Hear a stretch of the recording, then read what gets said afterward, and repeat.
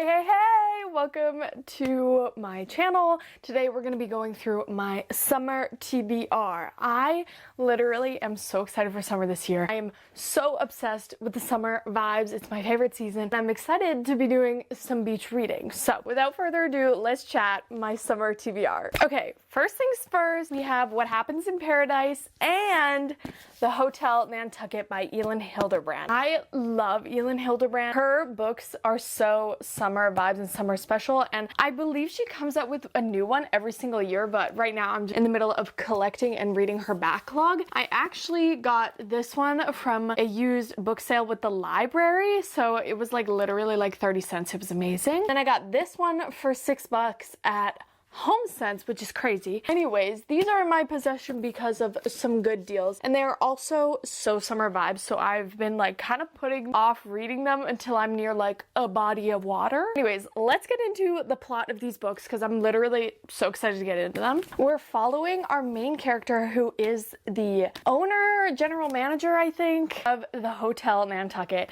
and this summer they are hosting like a billionaire, and they're sort of trying to reclaim the reputation of the Hotel Nantucket. Apparently there was like a great tragedy that happened a few years back, and since then they've kind of had a hard time recovering. So we're following our main character and her efforts to rebuild this reputation of this cute, cozy Hotel Nantucket in the heart of Nantucket, dude. I love the Nantucket vibes. Elin Hilderbrand always writes. I love it. And it's also multiple POV.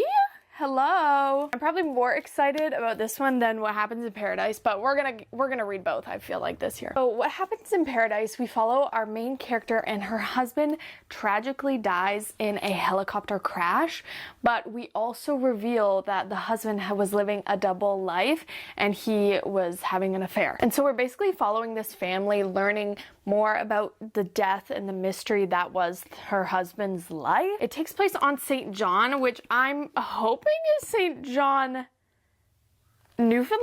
Oh wait, is that St. John or John's? Anyways, if this is Canadian, I am super excited to read this. This seems like a great fun summer read.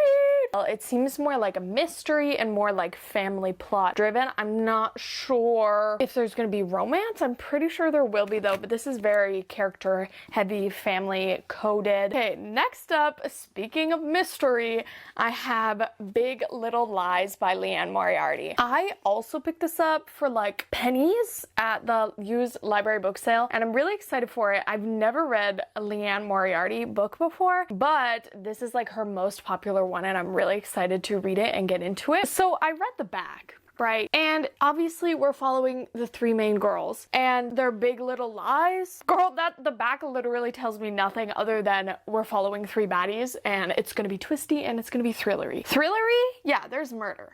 Yeah, there's murder. So honestly, I hear really great things about Liane Moriarty, and she has a really big backlog, so if I really enjoy this, I'm gonna be excited to have her like on my roster and start reading more of her books. And I always just love a really good thriller for the summertime, so really excited to get into this and follow some baddies. Next up, we have After I Do by Jenkins Reid. We're following a couple and they decide to take a year off from their relationship, and that's sort of the entire premise, and they go their separate ways and then they rejoin at the year end, I think. I honestly am just confused of who I should be rooting for. I haven't started reading it, but I'm sort of like just intrigued at, will this couple rekindle at the 1 year mark, or do they find different romantic interests? And that's what the book is going to be about. I'm honestly just excited to see where this will go because it seems like a really cool and interesting topic, and I also love Jenkins Reid, so this is gonna be great. I actually haven't read a lot of her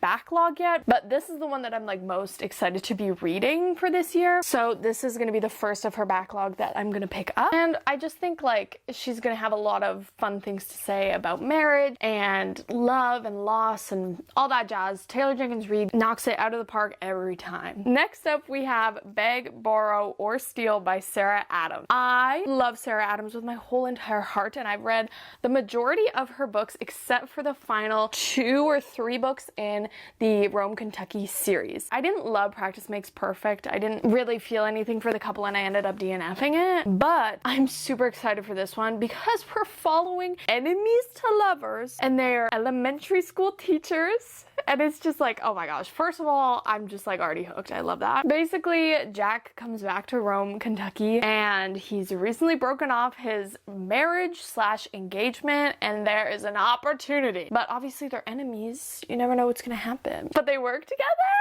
And I'm so excited to read this, honestly. So hyped. Sara Adams has my heart in her hands at all times.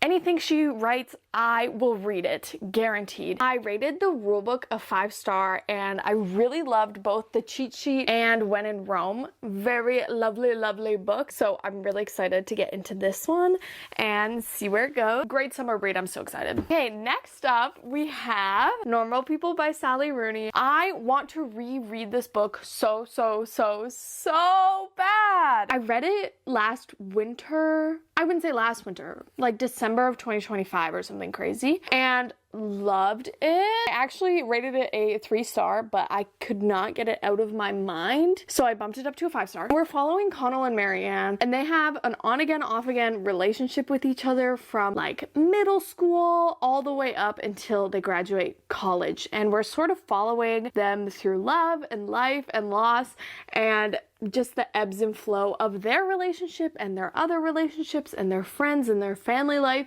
and it's just like reading about normal people. Love Sally Rooney. This is my only book that I've read by Sally Rooney. I'm excited to read more of her backlog, but before I do that, I want to reread this so bad. I also did the majority of it on audiobook, but I really want to read like physically this whole book, and I'm so freaking excited. Next up we have The Lost Bookshop. This is like a quaint, cute, cozy read, and I'm so excited to read it this summer.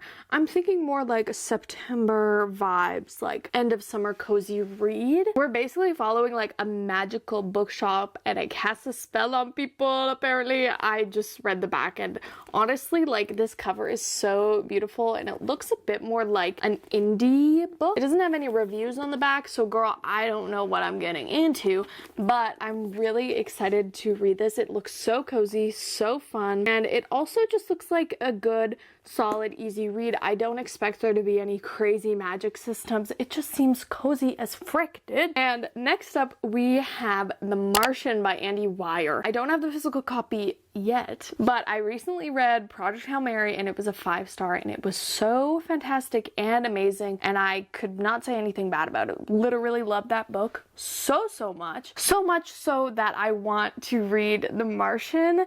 Obviously, they were both turned into movie adaptations, so I'm assuming both are amazing. I haven't seen The Martian, or at least I don't remember the movie, but I really want to read the book because I just honestly love Weir's nerdy, geeky writing, and it honestly just excites my nerd bone in my body, especially reading Project Hail Mary. I love the numbers, the science, the formulas.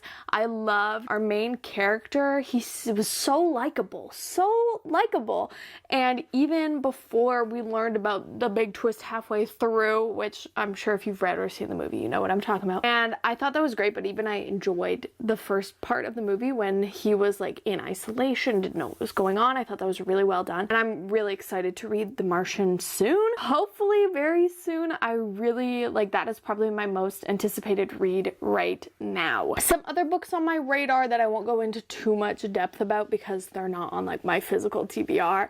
I really want to read Yesteryear. I've heard like really polarizing things about it, but overall like good things, I guess you could say. We're basically following this like lifestyle influencer who gets transported back in time to when she's supposedly living her lifestyle by. Like if she's, you know, doing the trad wife thing and trying to live like it's the 1800s, she gets shipped back to the 1800s kind of thing. And I was like, oh, that seems really interesting and cool. And I don't know, I've heard really funny thoughts and comments on it, so I'm really excited to get into that one. Also excited to hear about Emily Henry's new book coming out. I don't know if she's gonna release it. I don't know if there's a new book coming out, but girl, there usually is one in the summertime that comes out. But yeah, with all that being said, thanks for making it to the end of this video. By this point, there should be a subscribe button and videos floating around. If you want to click on one, that could be cool. Also, you can give this video a like. It does a lot for me and my channel, and I post every single Sunday, so stay tuned for that, and I will see you in the next one. Bye, guys!